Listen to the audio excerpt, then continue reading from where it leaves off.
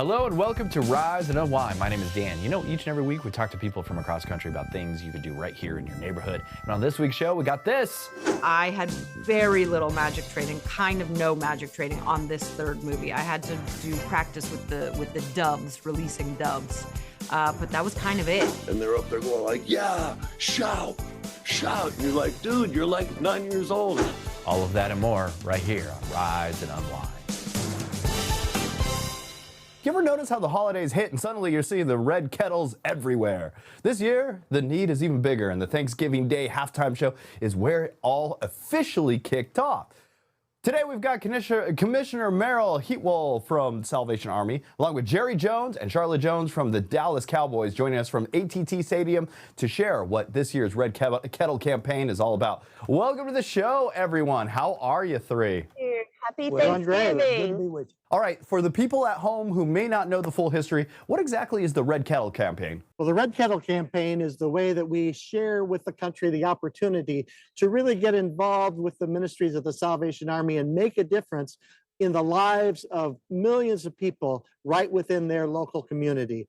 In the Tampa area this last year, 1.2 million meals were served, 360,000 nights of shelter.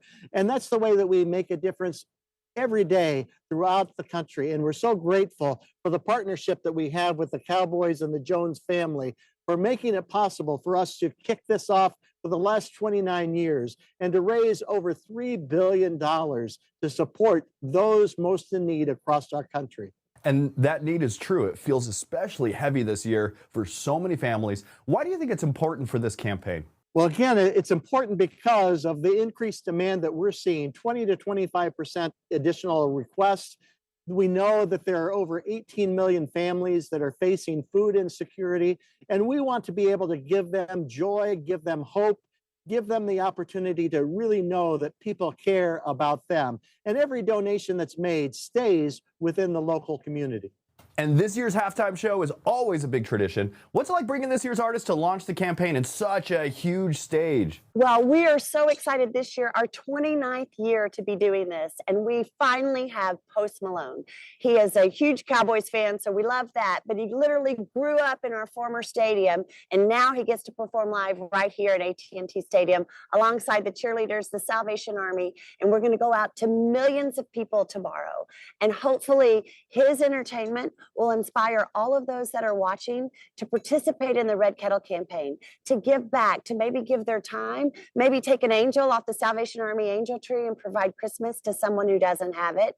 But hopefully all of that tomorrow, all of that energy and all of that visibility will truly impact our communities across this country. And for the people that are watching at home, what is the easiest way for them to help spread some of that joy and support families who are struggling? Well, they can do that at the Red Kettle, either by a cash donation or just by using the QR code or going to our website at salvationarmyusa.org. And Jerry, the Cowboys have been part of this for about 29 years now. What makes this partnership with the Salvation Army so meaningful for your family and the organization? Well, first of all, we can basically remind everybody how efficient that dollar is when it goes in a red kettle.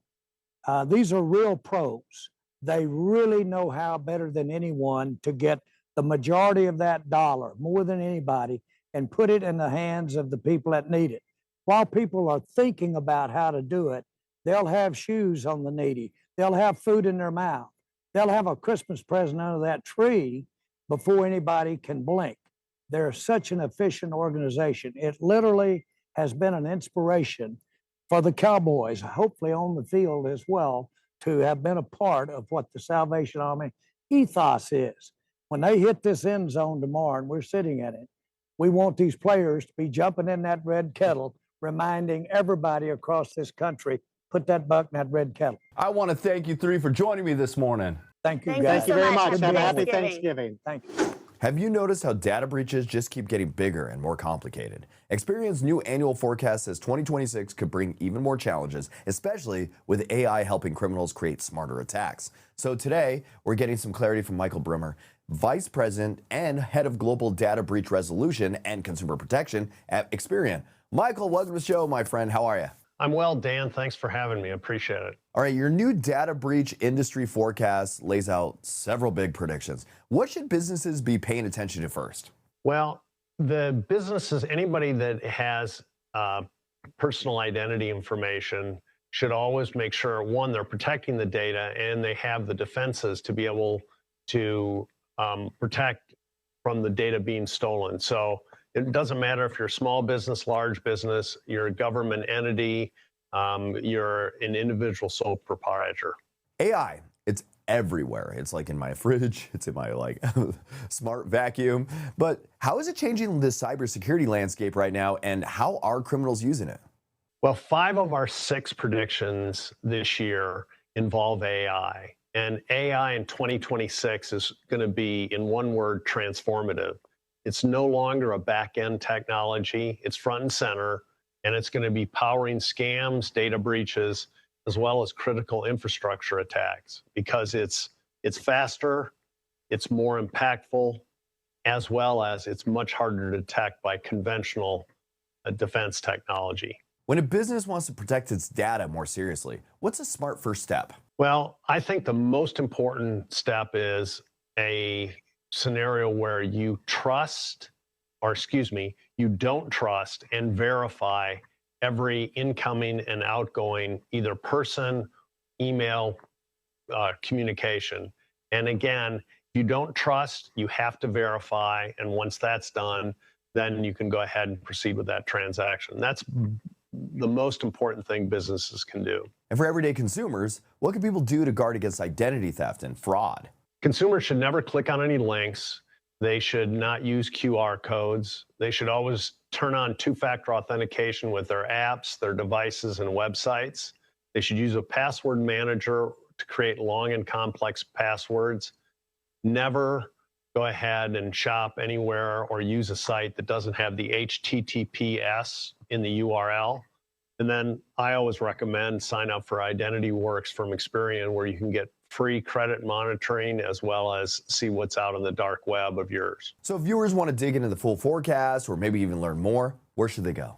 We have not only the predictions, but many consumer tips at Experian.com/data breach, or you can also go to Ask Experian blogs for how to prevent yourself from being scammed, as well as the consumer tips. Michael, I want to thank you for joining me today. Thanks, Dan. Appreciate you having me.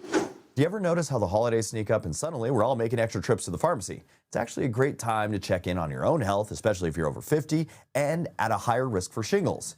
You know, it's a painful rash, and most people that age already have the virus in their body without even knowing it. So today, we're hearing from 2 experts who walked us through what shingles is and who's most at risk, and why a quick visit with your pharmacist can make a big difference. Here are Dr. Leonard Friedland from GSK and Dr. Samantha Picking from Walgreens. Hello, I'm Dr. Leonard Friedland, Vice President and Director of Scientific Affairs in Public Health at GSK Vaccines. Hi, I'm Dr. Samantha Picking. I'm Senior Director of Immunizations at Walgreens. So what exactly is shingles, and how does it affect adults 50 and older?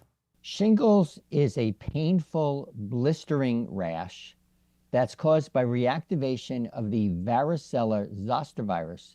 And that virus is the same virus that causes chickenpox, a disease we know from our childhood. Now, shingles can be a painful experience. It can disrupt your life for multiple weeks, and it can even lead to longer lasting complications in some cases. Now, why does this occur? And the predominant reason is because our immune systems weaken naturally as we age, starting around age 50, and that puts us at increased risk of developing shingles. And there's a lot of misunderstandings out there. What are some common misconceptions about shingles?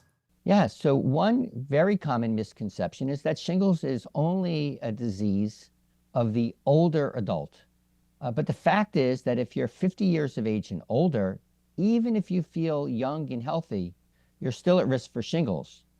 In fact, adults 50 years of age and older are at increased risk for shingles, such that 1 in 3 people over the age of 50 will develop a case of shingles during the course of their lifetime. Another misconception is that shingles is just isn't common, but that is also not true, because there's an estimated 1 million new cases of shingles each year in the United States. So that means that it's likely that all of us know somebody who's had shingles.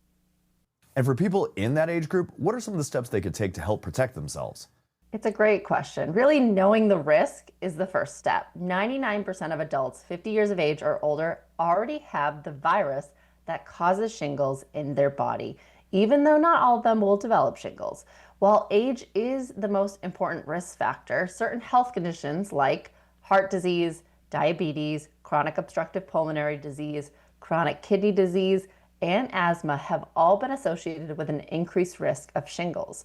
So if you are 50 years of age or older, particularly if you have one of these health conditions, I encourage you to ask your pharmacist about your risk for shingles and about prevention. And with the holidays coming up, why is it a good time to check in with a Walgreens pharmacist about vaccine preventable diseases? Yeah, I can't believe the holidays are already upon us. They are quickly approaching, and many of us are busy with gift shopping, family gatherings, and those last-minute errands to the pharmacy. I don't know how many times I forget something and have to run to my local Walgreens to grab something quick.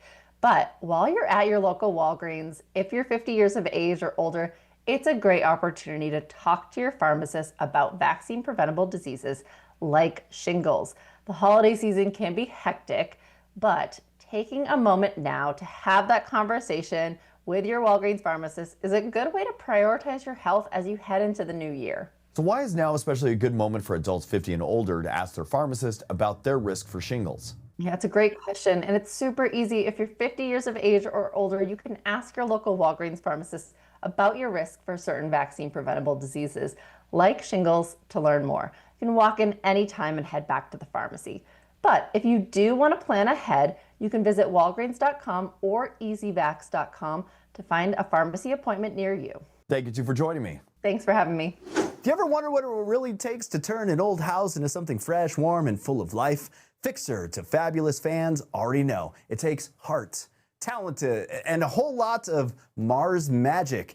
Dave and Jenny Mars are back with a brand new season dropping December 2nd, and they're diving into everything from storm-damaged homes to charming historic makeovers. And today, we've got the duo, so let's talk to them. Dave and Jenny, how are you, my friends? We're fantastic. How are you, Dan? I'm doing pretty good. I wish you guys could come to my house and help me. This place was built in 1905, and it's just like drives me insane. It's horsehair in the walls and stuff, so I need your help. Oh, yeah, horsehair plaster, yes. We can relate. We have a 1903 house, and it's always needing work. It's like I can't put a nail in, otherwise I will get half the wall to come back crumbling onto the floor. And I'm like, I need that Jenny and Dave Mars magic, my friends. I know, but the historic homes just have so much charm and character, and like because they're so challenging, they have to, or else you wouldn't be able to put up with it. If there was more charm, it would be called Bewitched. That's what I think it is. Too much charm, I think. Right, so this new season kicks off with you guys renovating a tornado-damaged home for your child's preschool teacher. What made that project feel so personal for you and your family? Gosh, the tornadoes that went through that night, they touched or affected just so many people in our community. Mm-hmm. One of them being our son Luke's preschool teacher, and we were there the very next day helping with the cleanup and just the devastation. They were one of the worst hit areas. It was awful. A place that you really should feel the safest in your home that was taken from them. So from the very first day to almost a year later, when they figured out insurance and everything to be able to then start the renovation, we were able to put so many things in that will protect them and their home, their family from future tornadoes, and the whole community came together. It was just a full circle moment that was, I don't know, it was really kind of needed for our area with all the damage that happened. And you guys have completed more than 300 homes together. What's something that still surprises you when you walk into an older house for the first time? Oh, I was going to say that we've completed 300 homes together. That really surprises me. There you go. I don't even, the math. I think I feel like and you may get this because you're also in an older home, but I feel like homes, you walk in and you can feel it, like you can feel something in a home. It's either good or bad. But there's some homes you walk into and you're like, I just can tell this home has had happy memories here, and it's such a special place. And I'm always curious about the history of homes and the things that have happened within that home and the lives that have been lived there. And so for us to be able to take an old home where families, generations of families have lived in, and then to make it work for a family now, like a modern family, and to renovate it in a way that's super functional. But really, we try to always preserve the history as much as we can. I love that. I love working on historic homes. Both of us do. Those are our favorite for sure. It goes back to a time when, the character in the home, not only on the interior, but on the exterior, was so much more important. So to be able to add in our own touches or just bringing that character back to life again it's special. I think in my house, the character is brought by skunks in the crawl space. That's that little magic that I get sometimes. But that's the gift that keeps on giving. Yeah, exactly. Jen, you always add these thoughtful touches that feel so connected to the family. How do you translate who they are into design choices that actually really land? Yeah, I feel like that's one of my favorite things that I get to do is to try to make the homes personal. I don't have to live there. These families live there, and I want them to feel like I don't want them to walk in and think, oh, this is Jenny Mars. I want them to walk in and say, this feels like me. Yeah. So we really do a lot of pre-work that you don't necessarily see in the 42-minute episode, but we really try to get to know the family, get to know the things they love. Just talk to them about their story. Their story is so important. And when you go into someone's home, it should reflect that story. Yeah. And so those little touches, sometimes they're really small. I mean, I don't know, like this last house we just revealed, there was a recipe that our homeowner mentioned that her grandma had made that was really special to her. And so we just put, engraved that on a cutting board and put it in the kitchen. And just something small like that really was really, really meaningful for her. And I think those little touches are what, to me, are my favorite parts of the renovation. And Dave, your craftsmanship is a huge part of the show. What's a build or restoration this season that really pushed your creativity? Oh, the stairs, right? Yeah, we renovated a small cabin that we just didn't have room for a staircase. We had this really great loft space, but we didn't have room for a set of stairs just for code. So we actually. I don't want to mess up the episode, but we have a collapsible staircase that kind of folds out and then goes back into place. And it was such a challenge to figure it out, but it turned out so cool. It's really neat, and it's become an added feature of the house. Well, thank you two for joining me today. Maybe one day I could be on a future episode where I could go from funky to at least fixer. From where I'm at now, okay? But check out the brand new season of Fixer to Fabulous on HGTV and stream past seasons anytime on Max. If you want more behind-the-scenes stories, design ideas, or updates from the Mars family, you can head to hgtv.com/Fixer to Fabulous. I want to thank you two for joining me today, my friends. Thanks you. For having us, Thanks Dan. so Appreciate much. You. Bye. Let's talk music, because I am so excited about our next guest. You know those bands that didn't just soundtrack a moment, but they shaped whole entire chapters of your life? Well, for me in high school, this band was a major part of those formative years. And to this day, when I hear a certain Dr. Feelgood, still gives me all the feel-goods. Motley Crue is celebrating 45 years and bringing back their legendary Carnival of Sins tour for 2026. Today we have drummer Tommy Lee with us to talk about the band's wild ride and what fans can expect this time around. Tommy, welcome. So thrilled to have you. Hello, good morning. So, Tommy, this tour, it marks 45 years of Motley Crue and the return of Carnival of Sins. Why did this feel like the right moment to bring this tour back? Well, because it was insane when it happened, and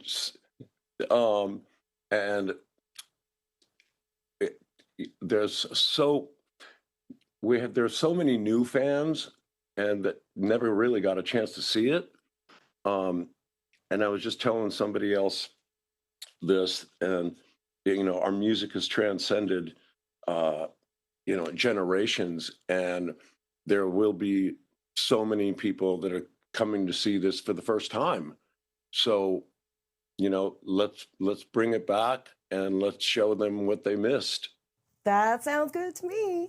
And speaking Right? of, spanning generations, your fan base, me included, why do you think that connection is so strong after all these years? I don't know. I really don't. There's some magic there. There's I was telling somebody else, there's nothing cooler than that. Like, I think after the movie The Dirt came out, I got so many emails from people going like, "Oh my God, is that what it was? Is that really what it was like?" And I think there's a bunch of stuff out there, during our career and our lives that just don't happen anymore, and they never will. So I guess I don't know where I'm going with this, but there's nothing cooler. There's not a better feeling for an artist to look out in the crowd and see, their parents have their children on their shoulders, and they're up there going like, "Yeah, shout, shout," and you're like, "Dude, you're like 9 years old. How is this happening?" It literally is the best feeling ever to know that your music has transcended, and these new people are coming in and they're seeing it for the first time, and it's mind blowing. I love that. So fans still talk about the original Carnival of Sins tour. Are there any parts of that huge over-the-top production that are coming back, or what's brand new for this tour this next year? If I told you, I'd have to kill you. No, I'm just kidding. No, we're deep in pre-production now. This one's going to take a lot of time because, as usual, every time we go out, it's a spectacle, and people expect us to bring something that they've never seen before. So we have a heavy load on our shoulders, but we're talking, like I said, we're in pre-production and talking about different musical ideas and production ideas, and there's some new technology out there that we're going to bring, and we're going to bring it like we always do. Heck yes. Tickets for the return of the Carnival of Sins tour are on sale now. You can find dates, details, and the full tour lineup at motley.com. Thank you so much, Tommy. Yeah. Thank you so much. Yeah. Have a great day. Do you ever wish you could pull off the perfect diamond heist and just disappear in a cloud of smoke? The new suspense thriller, Now You See Me, Now You Don't, brings the 4 horsemen out of retirement, or maybe 5, we'll find out.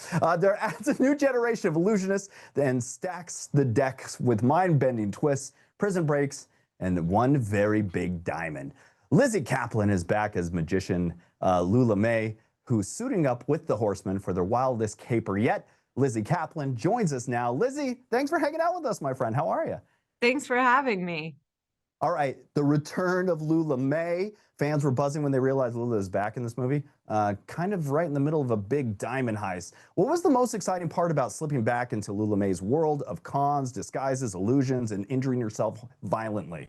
Yeah, well, that's pretty much everything. I love playing this character. She's ridiculous.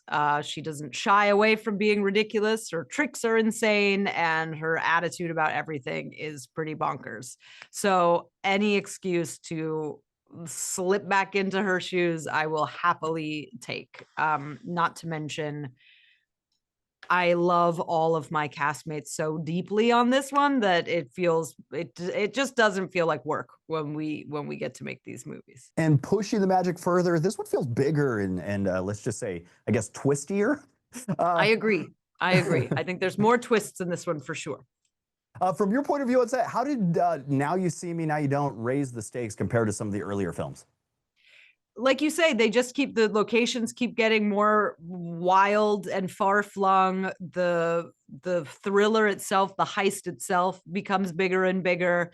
And the performances, I hope, become even more fun to watch as we really settle into like playing these characters now for many, many years. And you were mentioning some of your favorite people are in this film. We could go through the list, like Jesse Eisenberg, Woody Harrelson, Dave Franco, Isla Fisher, Morgan Freeman, all great. Rosamund Pike. A pluses across the board. But you got newbies in here: Ariana Yes. Greenblatt, Justin Smith, and Dominic Sessa. Any words about them? They were amazing. You know, you never know if new people, especially with such a huge generation gap, are going to vibe as well as the rest of us do. And they absolutely did. They fit in seamlessly. They are wonderful additions. And just to let you know, I don't want to expose myself like this, but I'm a magician. Yeah. Oh. I'm a magician. So I heard that you guys work with real magicians and consultants behind the scenes. And who were you learning from on this film? And what kind of magic trading looked like for you this time around? And who told you all the secrets? Yeah, I have to say I had very little magic trading, kind of no magic trading on this third movie. I had to do practice with the doves, releasing doves. But that was kind of it. The rest of them had to go to magic school. They learned a bunch of stuff. I learned stuff on the second movie. I'm not a magician. I didn't keep it up. So now I once again know no magic.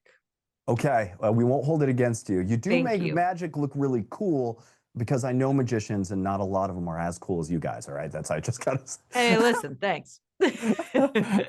Why see it in a theater without spoiling any of the twists? What do you hope audiences feel when the credits roll, and why is this kind of the heist movie that really plays best on a huge big screen? Well, I think that there aren't as many movies these days that feel like they were meant to be watched in a movie theater with an audience of people where you're eating popcorn and just enjoying it with a room full of people. It's one of those movies. It is pure entertainment.